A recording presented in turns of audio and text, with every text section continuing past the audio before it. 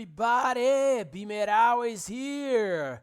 Iron Maiden announced yesterday on Monday the release of their new album set for September 3rd. Yes, indeed, that's exactly 6 years after the Book of Souls, who was also released in early September 2015.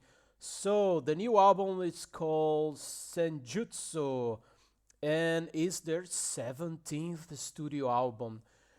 To our surprise, I think we all knew that there was some, yeah, I mean, even before the new song was released, we knew that they were cooking an album. But what's surprising is that the album was actually recorded back in 2019, so before the whole pandemic mess.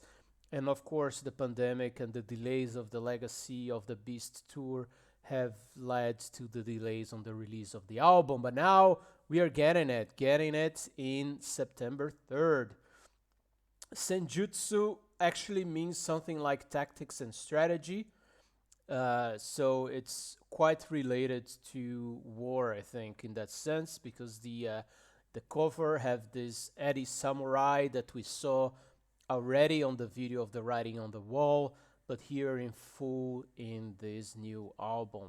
What is the album looking like? Well, there are 10 tracks, so one less than the Book of Souls, who had 11 in 92 minutes. Now we are 10 minutes shorter, 82 minutes. So it's also a double album like the Book of Souls. So this is the second double album in the history of the band.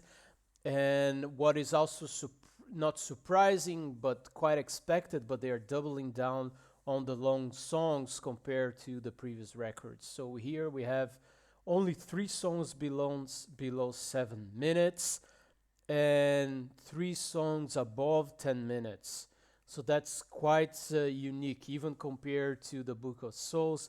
This is a new thing. The Book of Souls had 5 songs below 7 minutes, and here we have only 3 and a lot of long songs. Of course, Empire of the Clouds was an outlier and really distorted the things in the previous album, but now we don't have anything that long. The longest song is The Parchment, which is almost 13 minutes, but Death of the Celts is 10 minutes and Hell on Earth 11 minutes.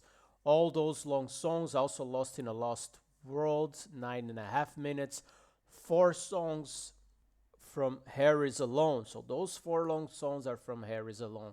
That is also quite a difference from the previous album, where the only song by himself was The Red and the Black, who was also about 13 minutes long, by the way. What's quite unique as well, that we have Smith and Dixon writing 3 songs.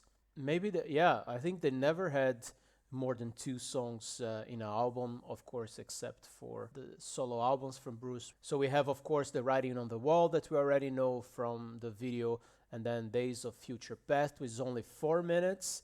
That's the shortest song on the album, so pretty much I would predict this one to be the single to be released a week or so before the album. And they also have Darkest Hours with these almost 7.5 minutes. The title track is by Smith and Harris, and it's 8.5 minutes almost. Gears and Harris have 2 tracks, Stratego, which is 5 minutes, so the only other short song, and The Time Machine, 7 minutes. Now, what to expect here? The band has said that we might have some curveballs, some different songs, so I'm looking forward to see what that could mean. The title track with the Japanese influence and based on the cover, I hope there's some kind of Japanese musical influence as well, not only on the lyrics, but also on the music. That would be quite interesting. Smith and Harris have written some great tunes together in the past. Most recently, Isle of Avalon from The Final Frontier. I think it was a cool track for them together, and a long one. And Passchendaele from Dance of Death with 8.5 minutes. It's also a very cool track on the same length of this one. And from the classic songs, of course, 22 Acacia Avenue and The Prisoner were pinned down to the Smith and Harris. Smith and Dixon, of course, we already heard the writing on the wall. I thought that was a cool song. That might say a little bit about the album. I think, of course, it will be very progressive based on on the length of the songs and what they said that there will be some different things that they have tried. And also, Harris has said that the songs are complex. Took a long time to record them as he wanted. But the writing on the wall already shows like the acoustic intro, quite interesting and not that often done by the band. But even the guitar tone, it's not that heavy. I expect this bluesy 70s rock influence to be even more pronounced in this album. Also, if you listen to Smith Kotzen album, and Harris British Lion albums, I think that influence is really popping up strongly. Maybe I'm wrong. Of course, I have no clue, but I think those long songs will be very 70s prog, blues rock kind of direction. Of course, it's still gonna sound like Maiden and be heavy, I'm sure, but it will definitely be different. And I think the short songs, Days of Future Past and Stratego, will really bring that feeling of the old school short songs like they did with the Speed of Light, Death of Glory on the previous album, and also songs like in the past 2 Minutes to Midnight, Flight of Icarus, those iconic songs. So let's see. I also hope that they play live Sun and Steel, which is the closest song related to the Japanese theme they have ever done. So that will be quite cool if they bring that one back. Now about the cover, I think the cover is quite beautiful. It's not what I would like if if I could choose. I think I would put Eddie a little bit smaller and have a cool background with more details to look at. I think that's pretty much in your face. I do love the logo in red, like the first four albums.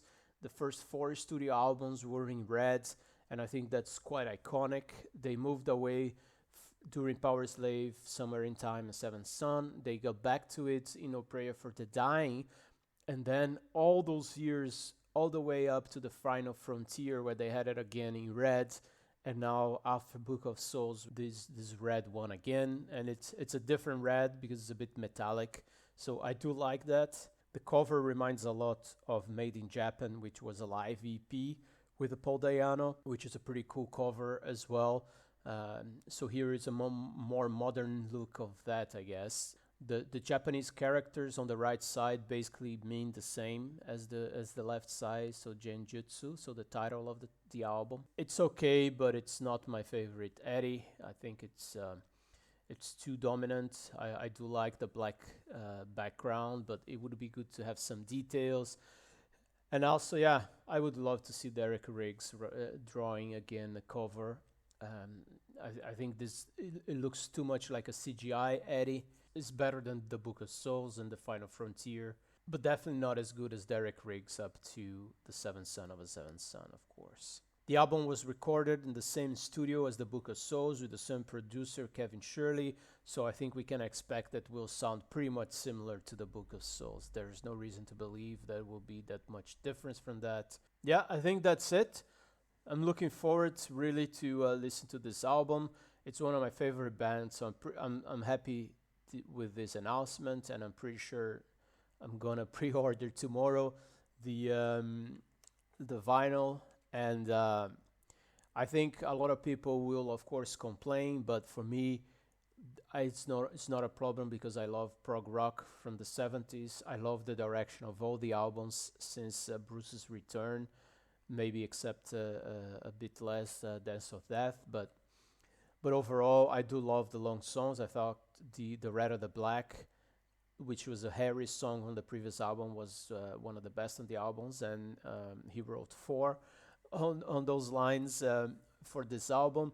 The Great Unknown was one of my favorites as well, and it was Smith Harris, and we get the title track by Smith Harris. Now up the irons, and let's wait, and be meta always.